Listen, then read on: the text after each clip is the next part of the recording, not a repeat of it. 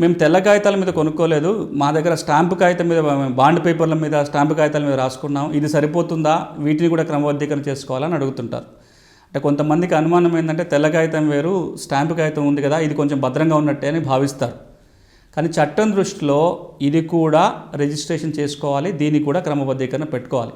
తెల్ల కాగితమైనా, స్టాంపు కాగితం మీద చేసుకున్నా, ఏదో ఒక బాండ్ పేపర్ మీద రాసుకున్నా, ఏ విధంగా రాసుకున్నా సరే ఆ కాగితం గనక రిజిస్ట్రేషన్ చట్ట ప్రకారము సబ్ రిజిస్ట్రార్ కార్యాలయంలో రిజిస్ట్రేషన్ జరగకపోతే అవన్నీ కూడా సాదా బైనామా కిందికే వస్తాయి.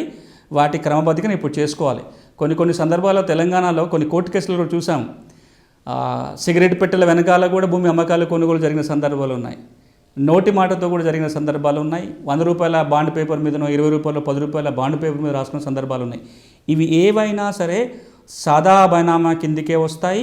అలా వచ్చిన వాళ్ళు క్రమబద్ధీకరణ కోసం దరఖాస్తు చేసుకోవాలి. ఇది మళ్ళీ ప్రభుత్వం ఇచ్చిన ఒక మంచి అవకాశం కాబట్టి ఈసారి అందరూ సద్వినియోగం చేసుకోవాలి. ప్రతిసారి ప్రభుత్వం అవకాశాలు ఇస్తూనే ఉంది, ఇంకా చాలామంది చేసుకునే వాళ్ళు మిగిలిపోతున్నారు.